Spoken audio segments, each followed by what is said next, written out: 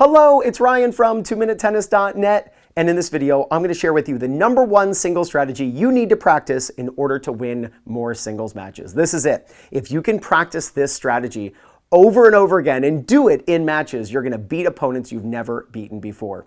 Ready for this? It's all about, if this is you, getting the ball to land past the service line over and over and over again and land deep in your opponent's court. When you hit the ball deep in the court, so many good things happen. First, it pushes your opponent back. It keeps them away from the net and means you have more time to react. If you hit the ball super deep near the baseline, it forces them to take the ball off the rise, which most of your opponents are not going to be super comfortable doing. Even if they're a high-level player, they would rather not take the ball off the rise, off their shoe tops at the baseline, right? When you push your opponent back, if they move back because they don't want to take the ball off the rise, then they end up hitting short, which means you get to attack and really good things happen. So hitting the ball deep, critical. You should just go out and practice with a friend. See how many times in a row you can get the ball to land in their no man's land. Just hitting the ball past the service line. That's 18 feet right there. That's a lot of room, 27 feet wide and 18 feet deep. That's a lot of square footage, but it's not easy to do over and over and over again. Now, when you are playing singles, there are really doubles as well, but we're talking about singles. When you're playing, there are two targets you always have to keep in mind. The court target, which we're talking about, and do you know what the other target is? The air target. See, the speed you hit the ball plus the spin you put on the ball plus the height over the net equals where the ball lands. When you're hitting the shot, if you're only thinking about where you want it to land and you haven't calculated how high over the net the ball must cross in order to hit that target, it's going to be nearly impossible to hit the target.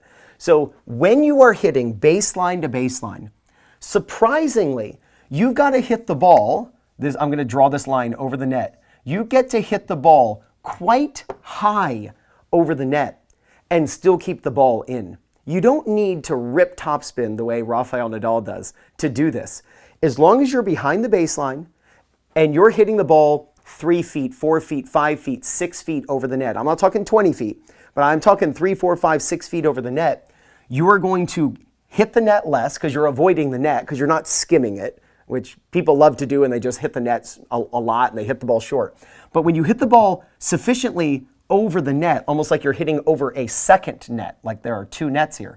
When you hit over a second net, the ball lands deep over and over and over again. Players ask me questions on direct message on Instagram and in the comments below here on YouTube.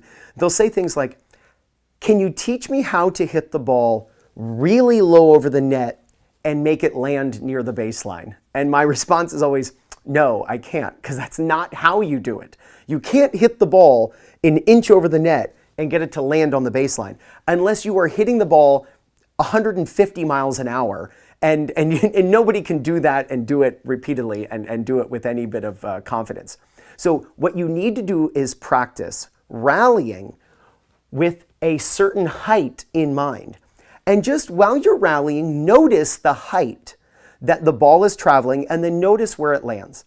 Let's say you're hitting with someone and your ball keeps landing on the service line.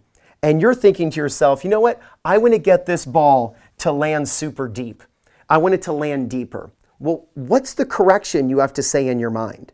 What you actually have to say is not, oh, I need to hit this ball deeper. That's the result. But how do you actually accomplish that? You need to say to yourself, I need to hit this ball higher. I need to hit the ball higher over the net. If you hit the ball higher over the net, then the ball carries a farther distance before it bounces and the ball lands near the baseline. Don't just take my word for it. Go out and practice this with a friend. Call somebody up, text them and say, hey, let's go out and practice and let's see how many times we can keep the ball in no man's land. No balls in the service box. If you go out and practice the height over the net, making sure that the height you hit gives you the depth you're looking for, there's no doubt you're going to gain confidence, win more matches, and play much better tennis.